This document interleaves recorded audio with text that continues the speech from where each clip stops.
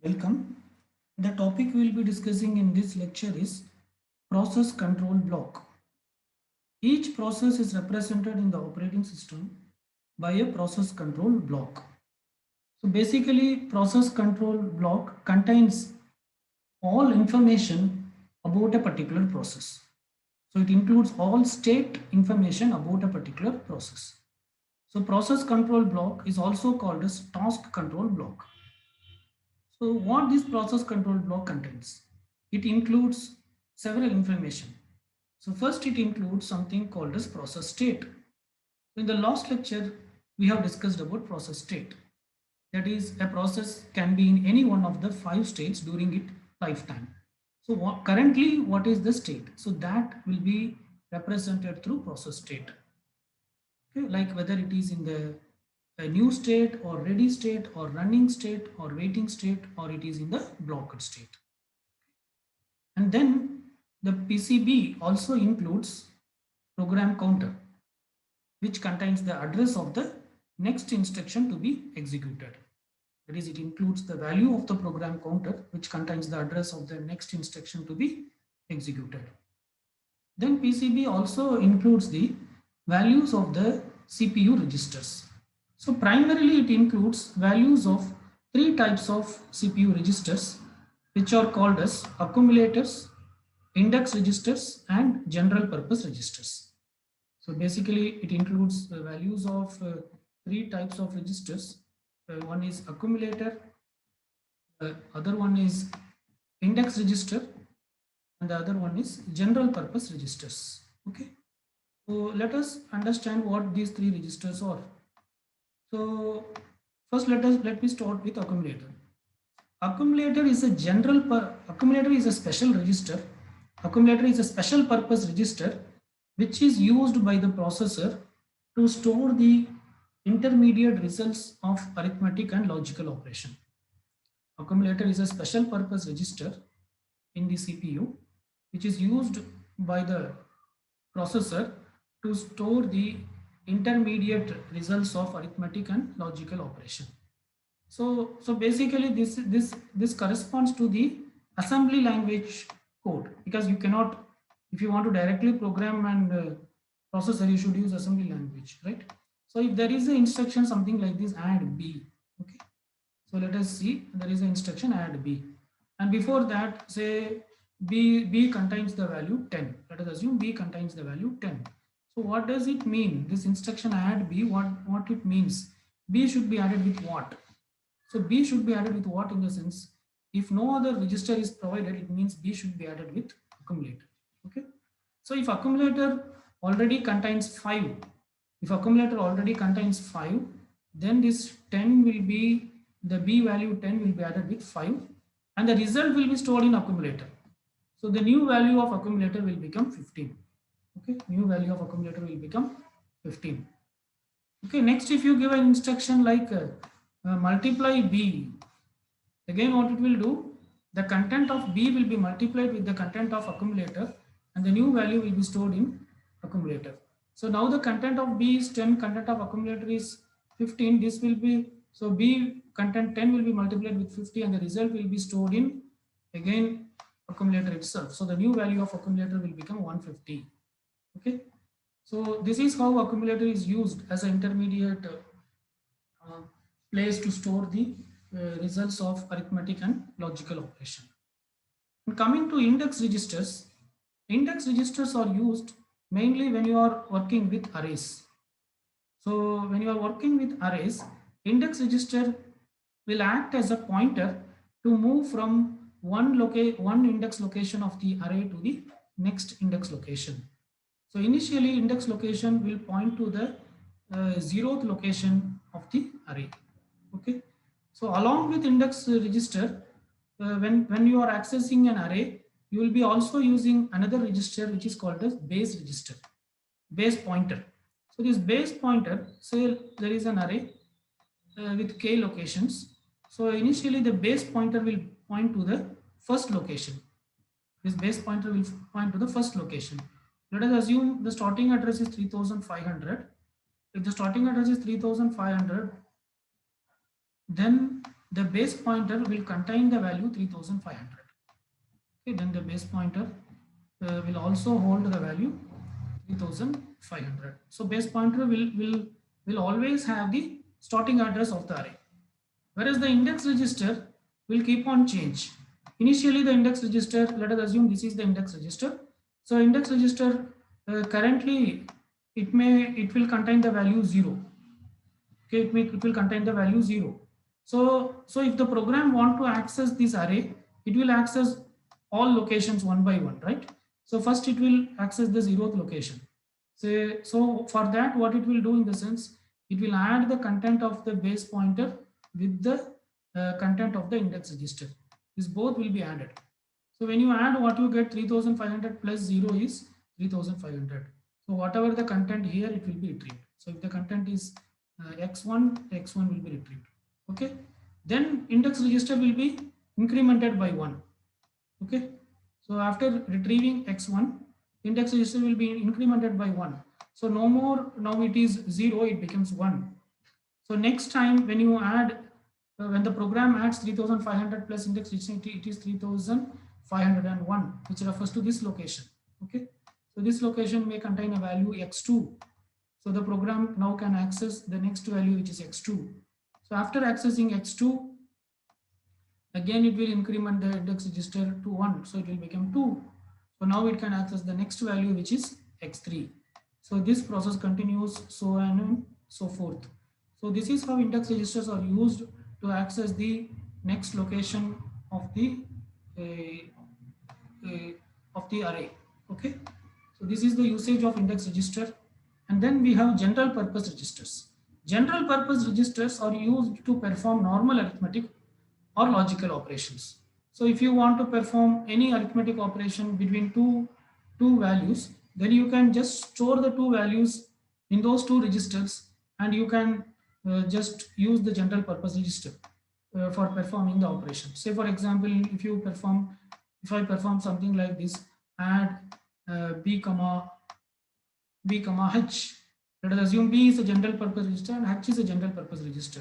So what it will do in the sense, the content of b will be added with h and the result will be stored in b. Okay, so this type of, so general purpose registers are used to perform this type of operations.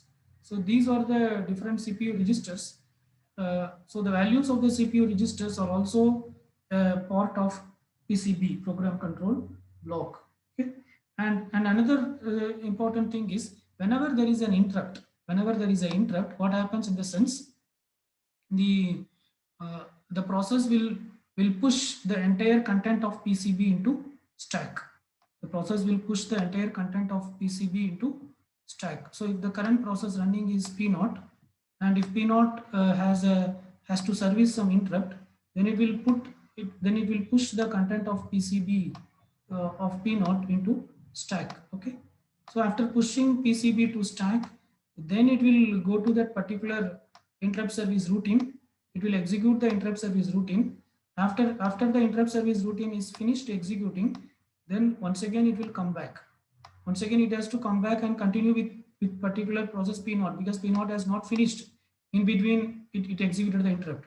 So for that, how it will come back? It has to know the state of the process. So it will pop the content of PCB from stack, so that it know the full information about the process, and then it will continue from where it left. Okay, so so this is how PCB is used. Okay, and the other information PCB contains includes CPU scheduling information. So this CPU scheduling information, it includes the priority of a particular process. So when there are more than one process in the memory, different process may have different priority. Maybe some process may have highest priority. So even though that process may be coming late, or it is available in the queue at a different location, not in the first location, it may be given a priority to be executed first. So process may have priority, and also there are different scheduling algorithms available, which we will be discussing in the coming classes. So what scheduling algorithm it is using, all those are part of CPU scheduling information. Then we have something called as memory management information. So this memory management information, it includes uh, details like what is the range or what is the limit of memory the particular process can access. So each process will occupy some amount of memory. So if there is a process P naught, it will be given access to some part of memory.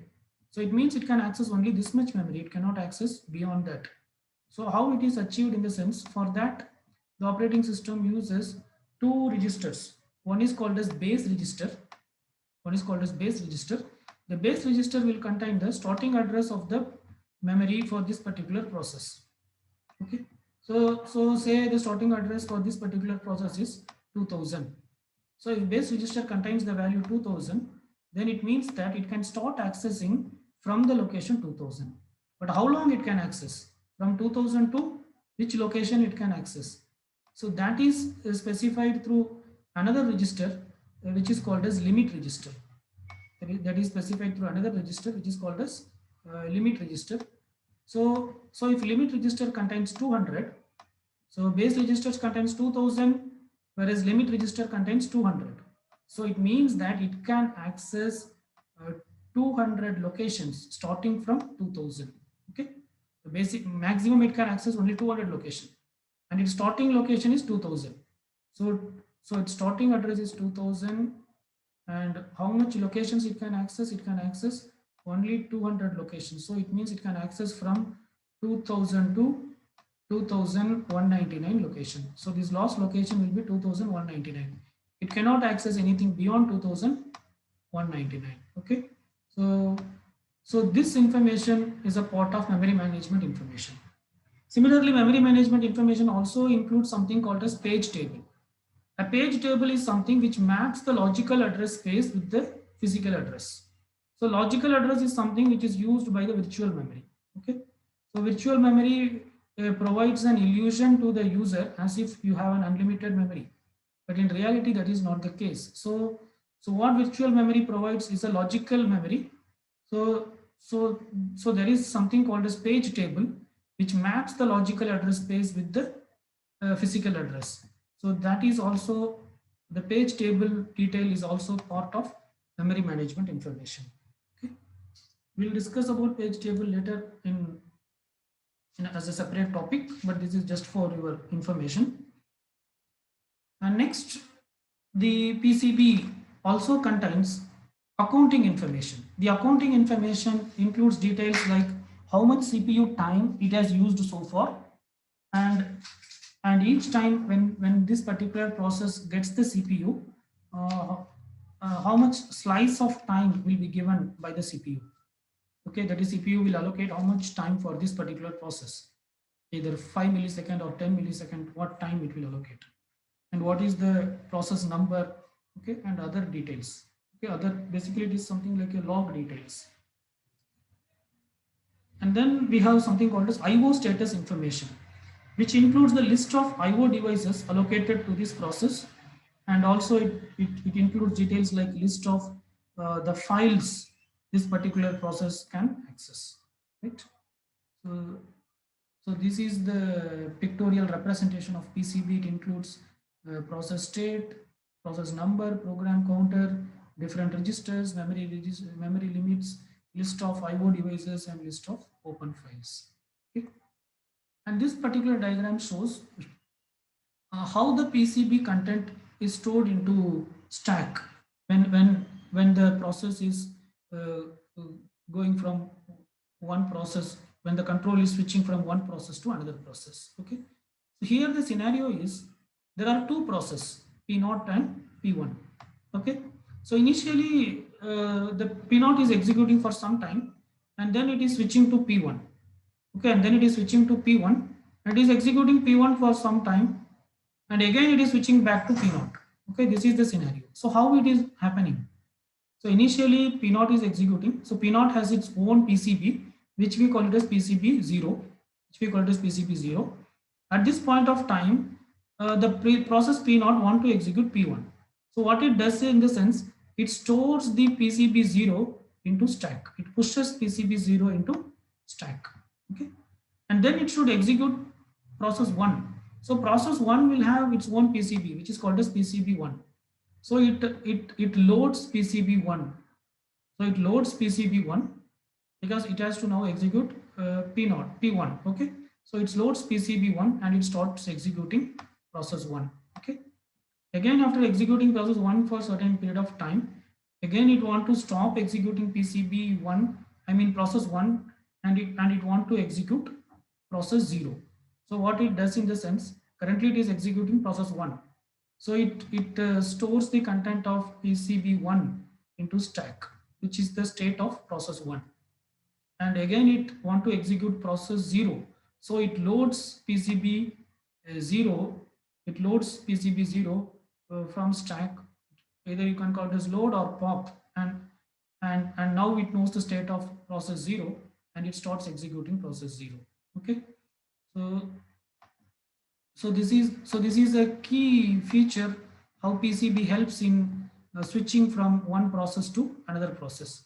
So whenever you switch from one process to another process, you load the particular process from which you want to you store the particular process from which you want to switch into stack, and load the process from where you want to switch from the stack, load to the active memory and start executing it.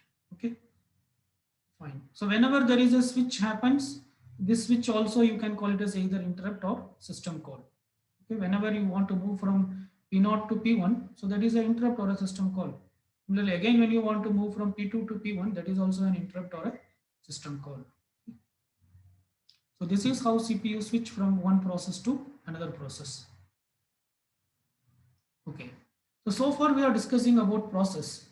Process are normally assumed to be single thread of execution. That is, each process, the operating system may be running multiple processes, but each process is generally considered to be having only one thread. But that may not be all the cases. In modern operating system, a process can also have multiple threads. The process can also have multiple threads. For example, when you are executing the word processor application, it can also read your text, whatever you are typing, and also in the background, it can check for spell check. So in that case, there are multiple threads are running. Okay. So if there are multiple threads in the process, then the PCB process control block should provide features to store information about these threads also. Okay, and also it may need to provide a feature to include multiple program counters.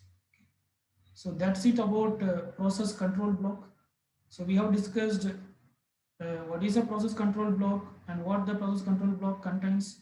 And we have discussed how the processor switches from one process to another process with an example, like how it pushes or saves the PCB into stack, and how it pops or reloads when it want to go to a new process. And if multi-threading features to be included, then the PCB should also support that. The PCB also should support to provide details of thread, and it should support for to include details of multiple program counters. Okay, so we'll stop with this. Thank you.